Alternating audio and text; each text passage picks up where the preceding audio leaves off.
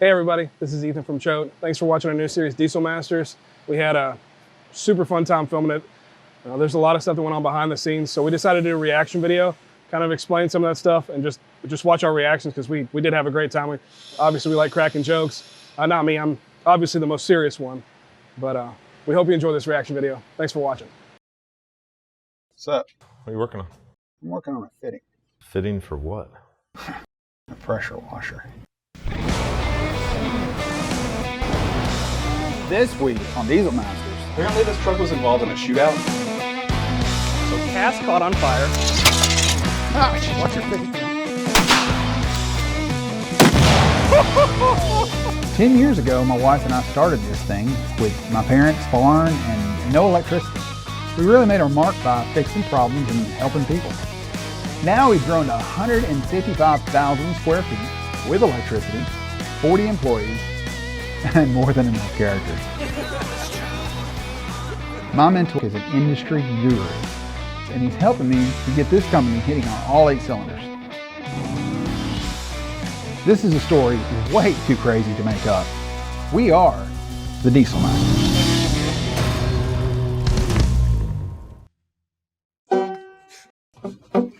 So this is that video I was telling you about of the guy that actually broke the land speed record. Yeah. Towing a trailer. At like 142 miles an hour. That's really fast. What is he? Oh, Duramax? Yeah. Just to let you guys know, my wife is 39 weeks pregnant, so every time my phone buzzes, I kind of get a little patter in my heart. I get a little excited, so could happen anytime.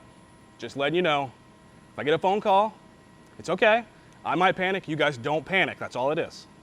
It's gonna be fine. With a... Yo! What's going on, guys?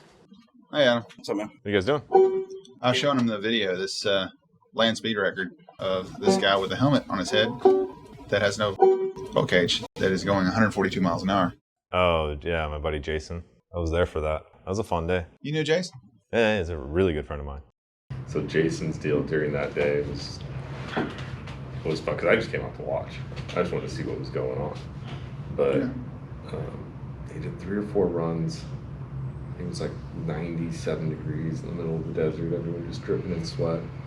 And it's in an area where everyone goes off-roading, right? Dirt bikes and stuff like that. The track was damaged by a car event the day prior. Mm-hmm. So it was a company that went out there and they were doing donuts and Audis or stuff like that. It's just a big dry lake bed. They're doing donuts and their Audis and they damaged the lake bed to the point where we were worried about the trailer. They were. I keep saying we, they. Yeah. It wasn't me. I was just standing there watching. And so I'm doing donuts way off to the side of the track, playing around while they're doing setups.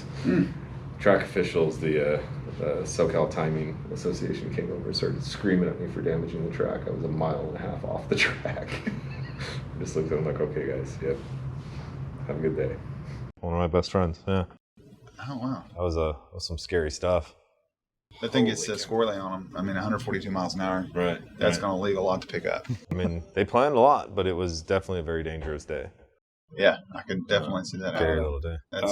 Hey guys, I just got a text from Dylan. He said we just got a truck in the shop that was involved in a shootout.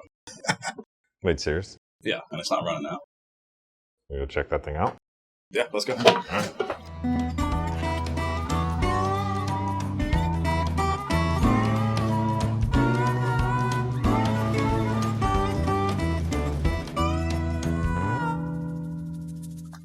Does not look like what I was expecting. And I really did want to see bullet holes in that thing. Yeah, I think overall it was a little disappointing that that truck didn't turn out to be what we wanted it to be. But yeah, I guess having a bullet hole inside of your block is not relatable for most people, whereas this is. This is true. We wanted to see something cool, but in the end it turned out to be something that is more common. He said all the bodywork's been repaired. Okay. But it took 2 rounds straight through the front grill. Nice. Looks like a brand new grill. Yeah, but he was having a misfire. No pun intended. It took me a second. Customer brought his truck in, said it had been involved in a shootout, taking a whole bunch of rounds to the front and the side. It's best in those times not to ask any questions, I've learned in my experience. Let me pop that cover off. So this relay, you broke open a relay and made a switch out of it. No, I just took the cap off of it. It's just got a contactor switch in it, so if you take the cap off of it, all you do is close the contactor, so the coil doesn't, you're just bypassing the coil. Yeah, it's a whole lot easier than, on some vehicles it's a lot easier to do that than it is to go get a jumper wire or something like that. What is that? It's called a relay. It relays things. Hey, can I have your pocket knife? Thanks. So you're gonna take the cover off that relay and just activate it on your own? Cass and I have a love-hate relationship. Put the emphasis wherever you like. He gets a lot of ideas, a lot of really fun ideas. So I guess we'll just see where this one takes us. There it is. Thank you. All right, so.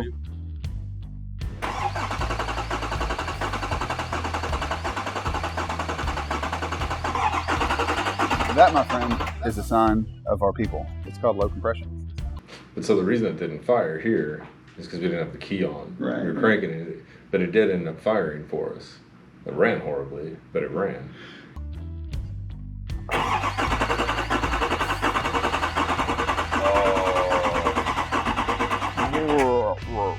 There's a lot of pressure coming out of there.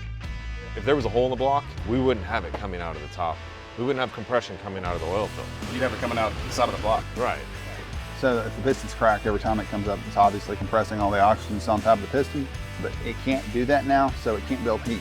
So if you start the truck now, what you're gonna see is white smoke out the tailpipe. If you're seeing white smoke coming out the tailpipe, the auto ignition temperature of diesel fuel is 430 degrees, right? So it has to hit 430 degrees to ignite. The way that works is through combined gas law, as the piston comes up, it's compressing all the molecules together. And it's kind of like guys being in a subway, right? You cram the subway really, really packed tight. What happens is it gets hot inside the subway because of all the body heat. The molecules work the same way, except they're rubbing up against one another. When that takes place, the injector fires the fuel into the cylinder. What happens is the explosion takes place. But the problem with it is right now, those people are escaping out the side door of the subway. They're going through the piston instead It's of... going through the piston. So now, when the piston's coming up, all that gas is going back into the crankcase. So that's the reason why when you saw, obviously, him taking the cap off, that's what blow-by is concerned. That's the definition of it. Blow-by is common with a really old engine when the rings wear out, but you split the piston and create an artificial age. Yeah. Right. And we'll know more when the head comes off. That's going to tell everything. Either way, cab's got to come up, right? Right. Man, that's a bummer, though. I really wanted to see what it would take to kill an engine with a bullet. I got an idea. I'll get something ready for you guys, and we'll find out how many bullets it actually would take. How many licks it takes to get to the center of a Tootsie Pop? Well, the world's fixing to find out. All right. I'll let you guys know when I get the cab up. Sounds good, man. So that engine's obviously hurt. Ethan's gonna tear it apart. We'll find out exactly what it is. I'm pretty sure we all know it's got a split piston. But man, I really wanted to see what was gonna happen when you put a bullet through that thing.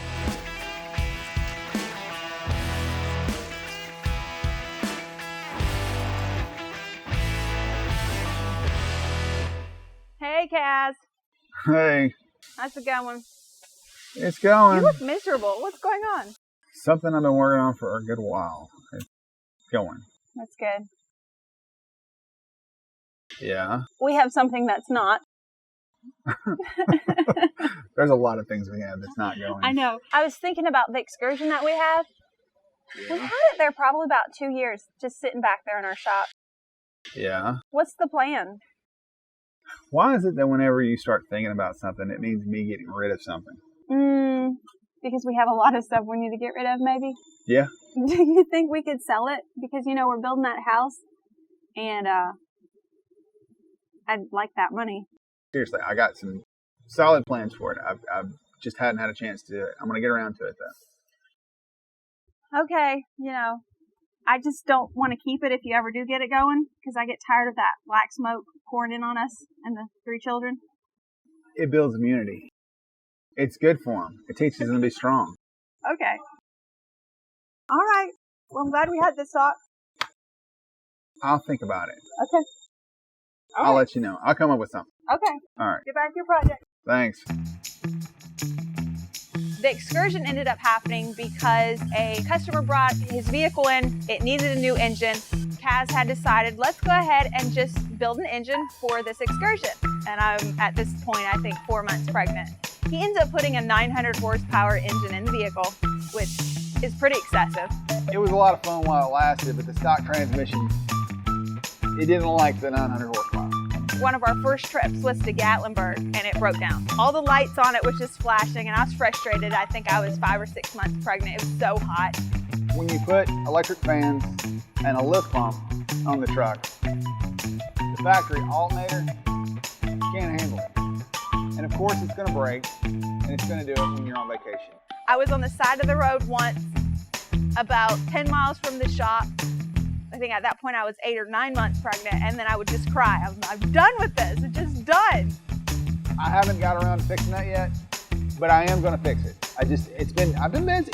We had kids, we built a house, we built a shop, we built an apartment, so I hadn't had time to fix the trans, but it's on my list to do. I'm gonna get it done.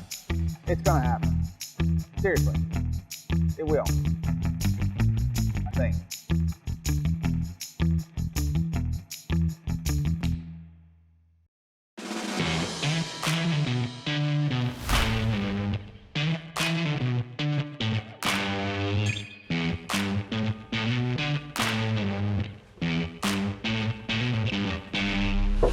You in it? Hey, Hey man, what's up? how much? What are you working on? Well, I'm working on a fitting. Fitting for what? A pressure washer. Do I want to know? The less you know, the better. I was actually thinking, Aubriana came to me the other day, and she has been driving me nuts about selling the excursion. Yeah. And I've done a ton of work to that thing. And I really hate to sell it. Of course. Yeah. But I was watching that video the other day, and it kind of gave me an idea. The land speed record when you were in here. Oh yeah, Jason's deal? Yeah. Yeah. What's your thoughts if we took and repurposed the excursion? I mean, first thought is, do you want to die in excursion? Okay, it's over to the back of the shop. So we'll look at it? Yeah. Yeah. Let's go for a walk.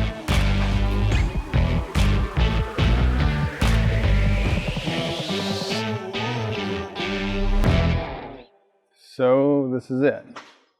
How long has she been back here? Long enough for some things to grow inside of it. Really? But they've stolen a few parts off it, I see. Yeah, I can see that. It's a parts donor vehicle for some time. I mean, the engine looks good though. You got a lot of good parts on there. I mean, it's got a 472 Charger on it. It's got big injectors on it. It's got aluminum cylinder heads. I'm thinking the amount of power it's going to take to get this thing to speed, pulling that trailer. I mean, how much horsepower did you guys have? The truck they built for it was 1,600 horsepower dynoed plus at least 2, if not 3 kits of nitrous on it, and they did not dyno it with the nitrous. We're gonna need well over 2,000, I would think. So he said it was barely moving 120 to 140. We definitely got our work cut out for us. Yeah. Because I want to keep the 6-liter. And I know it's crazy. Okay. I get it. It's crazy, but I mean, that really makes more of a statement. I mean, if you've got a Ford, swapped it with a Cummins, then I mean, sure, you can do that. That's easy. All right, so that's its own problem. We've got a brick, towing a brick to 140 miles an hour. And this thing's heavy too. I love your optimism. Hey man, you know me, I point out problems. We can do it. I don't know, I still don't know that this is the right thing. It's heavy and it's not aerodynamic in any way. You know, the best ability, availability. Yeah, this is true. I think we should talk to Jason. That was his project all the way through. Let's see if we can get him over here and at least get him on the phone. All right. So we're doing this? We're doing this, right? Either that or sell it, and I'm not selling it. No, so you're not selling. Yeah, let's do it. we're doing it. I love it. You want to break the news to Aubriana, or should I? I'm definitely not doing that. I'm not touching that one. No, that's all you. How did that conversation go? Okay. I mean, I know you're going to do something. Pretty much, I think after nearly 11 years of marriage, You've beat her down enough to where she just accepts everything? it's just, you know, it's coming. Watch out, old Sally. It hurts me when it hurts her. Not literally, you don't. Right, you no, know, yeah. definitely not. this is Jason. Hey, buddy. Hey, how's it going? Good, man. How you doing? Oh, doing all right. So I walked into the office, and Cass and Ethan here were watching your land speed record video. It excited them to the point where we're thinking about doing it. All right. We think about trying to break your own record. Sure, I can help.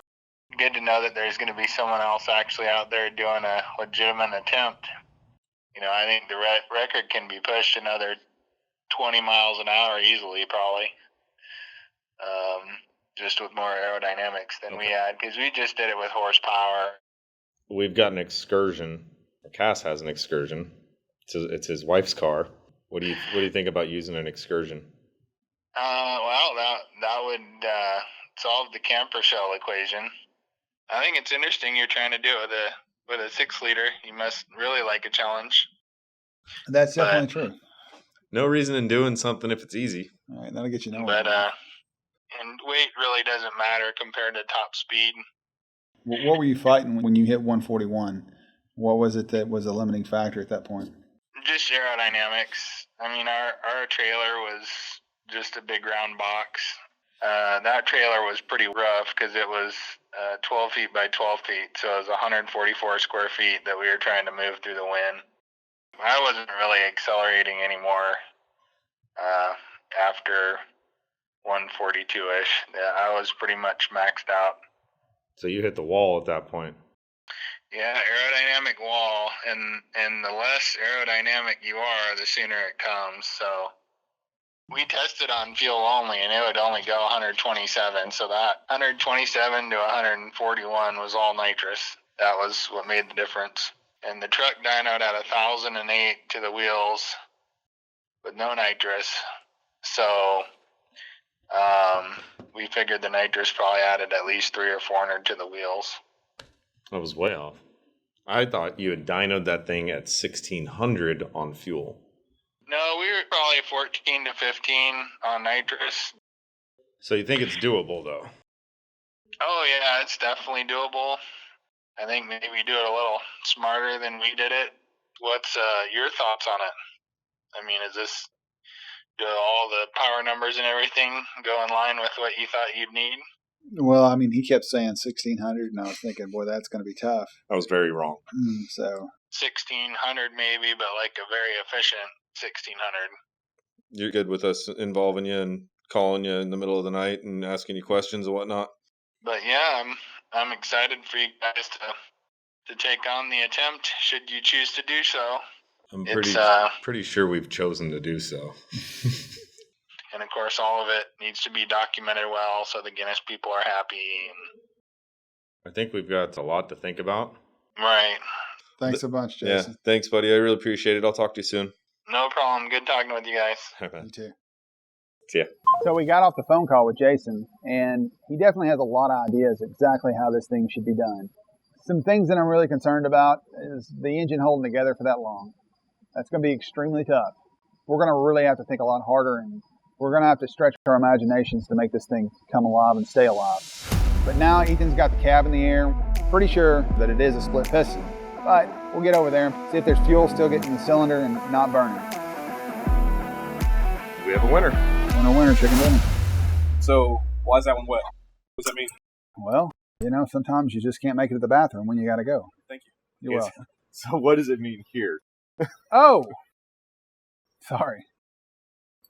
The piston has a crack in it because fuel's getting on top of the cylinder and there's not enough heat to burn the fuel in the cylinder. So basically that's the residue of unburnt fuel through lack of heat that's in the chamber. So that being said, something's causing a loss of compression. And judging by the blow-by, if you had like a valve that was sticking open, you wouldn't have the blow-by. You would just have low compression. But because it has the blow-by that we know that it had the other day, it's cracked piston and it's a number 4. So the next step is the sky's in for an engine. There's really no sense in trying to patch this thing together. It'd be much wiser just to go ahead and let's pull this thing down and completely rebuild the engine, machine everything, put it back to better than factory specs, and get it back on the road. Now, one thought though is that we can do a lot better than what the factory did. So one thing we want to do is while we're in there, let's go ahead and talk to our friends over at Total Seal. They've got some one-piece rings that are gapless rings for the diesel stuff. Biggest issue that we have with these trucks is fuel getting in the oil. And if we can keep that from happening, we can make the bearings live a lot longer. So while we're in there, we'll upgrade the piston rings to their gapless rings, and we'll get them some better conservation of the migrating of the fuel. Would you use the same pistons, or would you go with new pistons? Oh no, we're going with different pistons for sure. We'll also talk to our friends over at UEM and see what they can cook up for us and get us something that won't crack. Once we get this down, I'll kind of explain to you why it cracked, where it cracked, and I can guarantee you the location of the crack. It'll be right over the exhaust valve every single time. What's up? Because of the heat. We'll also get with our friends over at Mahler and check and see if they've got anything available. They got some forged pistons that we can use and go back with. They'll take a lot more abuse than what the factory piston would. And we can do some thermal coating too.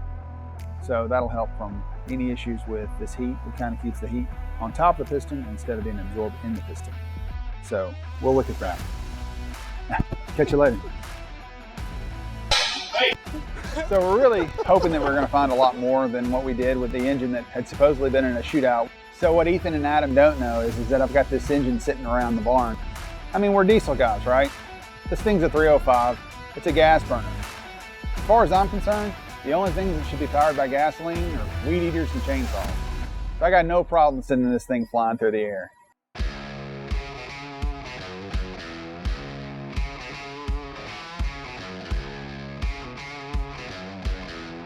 So Adam's bright idea was to hang it from the tree. I mean, he hangs it at the very tip of the limb. I knew it wasn't gonna work. The whole time I'm sitting in there talking to my son, telling him, this isn't gonna work, this isn't gonna work. It was hot as it could be down there. We're in the bottom of the field, we're getting eaten up by mosquitoes. And the 30, 45 minutes that we spent hooking it up, I mean, it sounded like a good idea when we started out. And I know just as soon as I back up with the tractor, this thing's coming down. But whatever, you know, I admire his optimism and, you know, his persistence. So I'll go along with it. So Adam thought it was going to be a good idea to somehow put tension on this dead tree way over here with the tractor, pulling the engine up. I'm not a mathematician, but anybody could have made that mistake, so yeah. We go to pull it, and I know this thing's coming down. I wasn't wanting to pull it with a tractor. That tractor somehow got set up to pull it. I just wanted to hang it. It's very obvious that if you pull that tree this way, it's going to fall. That, especially when it, you know, it's rotten. I mean, that really probably bears some. Pacific Northwest with me, a rotten pine tree is going to hold that engine up. A rotten, what was that? I'm pretty sure that the rotten pine tree wasn't going to hold that thing up no matter what. So I think it was just a combination of Adam and Farmer Cass. Watching it fall and seeing the look on his face, that was worth the extra time it took just to see him climb up on top of the tractor. The kids got a good laugh out of it. Oops. Man, that tree was this big around. I honestly did not think it was going to come down like that. And then somebody had the bright idea to go ahead and put the engine up on the bottom of the dump so that we can shoot at it from there. I was really hoping that we were going to be able to kill the engine while it was running. So I make the fitting, we put it on the fuel pump, I'm ready to run this thing, and he hands me this little short hose of fuel line to go all the way from the fuel pump to the carburetor. I look like Doc Emmett Brown with Back to the Future trying to connect the electrical cord. So none of that worked. I had to resort to what I had was a pocket knife and a gallon of gasoline in a milk jug. So we did what we could. The rest is history. That's the problem, you cut the fuel line. No. It was longer before you cut it. It wouldn't even reach what we were trying to do. What was it shy? What was it shy? A foot?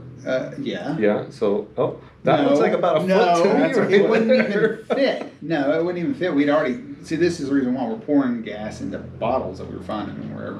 Because we knew it was way too short, so we have already resulted to another means. In place. This thing may blow up because I just dumped a bunch of gas. Apparently the gasoline, at some point in time, had gotten on my foot or on the ground, and I rubbed it on my foot. I'm not really sure.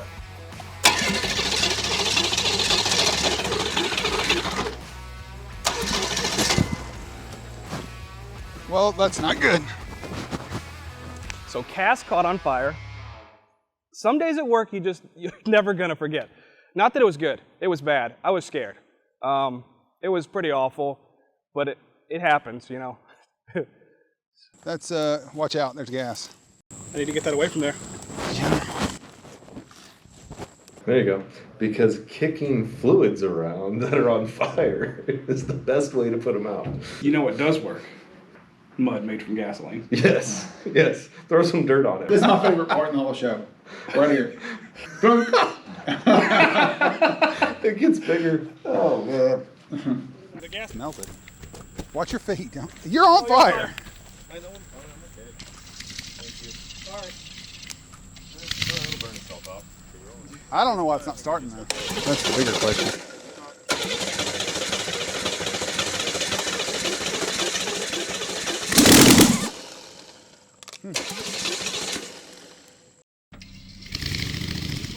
So there's a whole slew of weaponry that was brought out to try and kill this 305. Everything was on fire at one point. None of us were thinking clearly. It was hot. We were all dehydrated. Oh gosh. All right. Ah, shoot. Everything was going around. All I remember is running like the wind because the fire was stuck to my leg. All I know is before they started shooting, I wanted to get out of there. I like how we put the joke in that I was using my first rifle, and then didn't allude to it anywhere, so it looks like I'm just an idiot using a teal rifle. It's not your daughter's, just yeah, that's just what it looks like.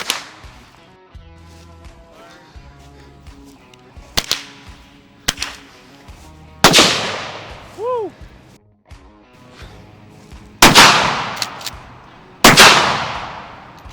So we really didn't know what was going to happen. Ethan shot it with a 22. Next thing I know, I see Braveheart running towards the engine while it's on fire, shooting it with a longbow.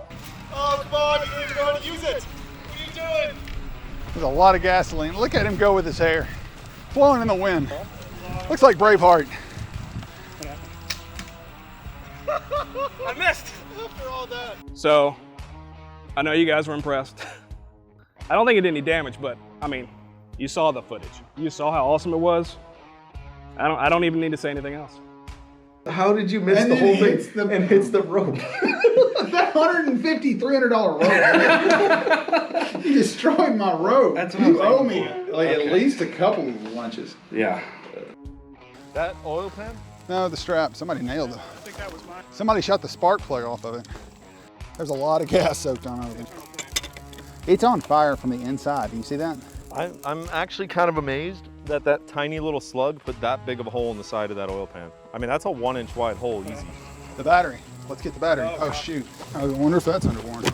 When I came back by there to get some of the parts that we left on there that we actually use in production in the shop, but we cleaned up most of the battery, but some of that acid must have sprayed all over it because I grabbed the cables and burned me pretty good. Oh, no. Really? We killed it a little bit sooner than I thought, which is cool, but I kind of really wanted to see this thing go up catastrophically. It's funny you should say that. I don't even really want to ask. I say just go get it. I'll get it. All right. Look, it's Braveheart. So then the Marines get called in with Big Bertha.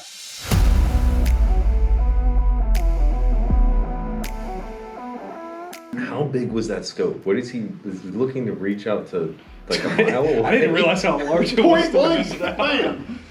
We decided we would let Chuck shoot that. You know, the Marines don't get a whole lot of stuff.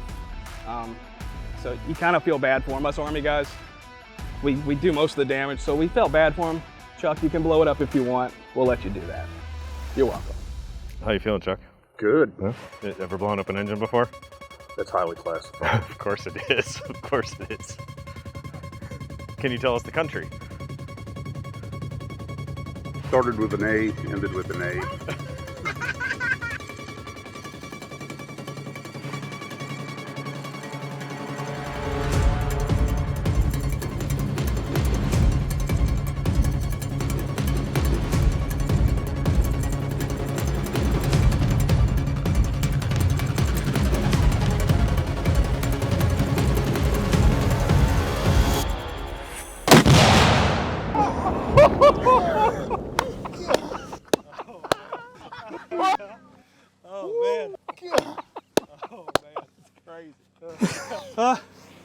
Okay? What? Something flashed right by my head. It could have been half the block. It turned out it was a bug, but it was a big bug. You should have seen it. I'm okay. I think everybody else was. I didn't really stop to check on them. They're all right, but yeah, big explosion. Looked like he dropped off a jug of his breakfast cereal or something. When we had the tannerite, we're like, okay, what do we put this in? We couldn't figure out what we were going to put in. Breakfast cereal. I'm thinking No, me and Chuck bought that from Walmart specifically for that purpose. And I didn't know that. I just saw Chuck open the trunk of his car and pull up this empty thing of breakfast cereal. Like, what do you keep this in your car for? Emergencies. Such as this.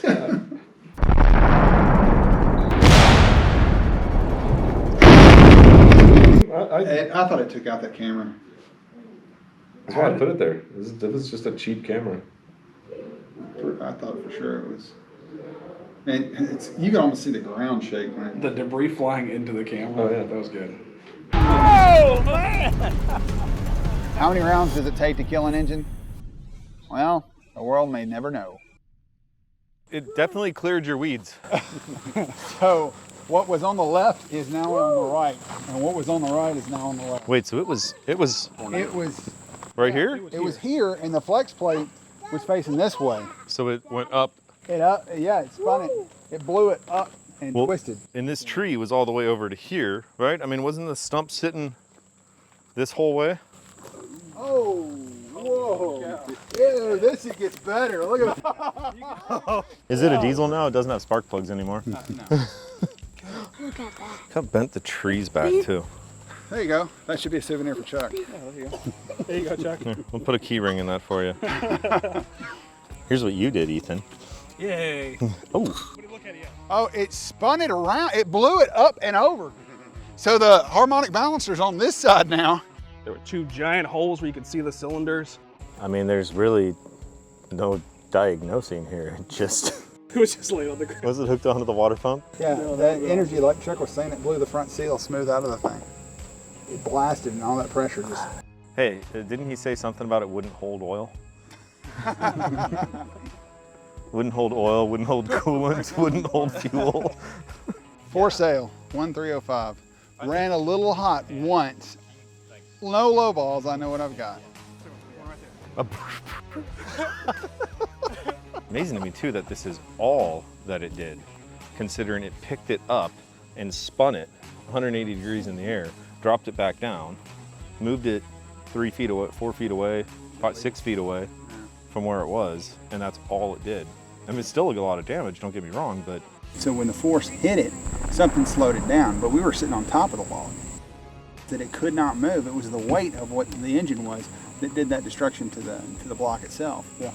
It's just amazing how much expansion took place at such a rapid rate. Right. Couldn't get out of its own way, so to speak. Next time we use 30 pounds of tannerite. Yeah. Are you serious? Okay. Okay. Uh-oh. Guys, it's time. Question of that. Exactly. Okay. Okay. With all the excitement going on, we look around and there goes Ethan. He's having a baby. That was my truck.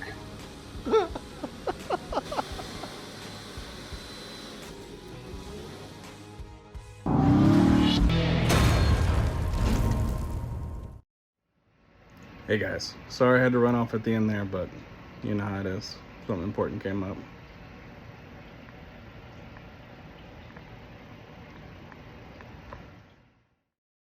Next week on Diesel Masters.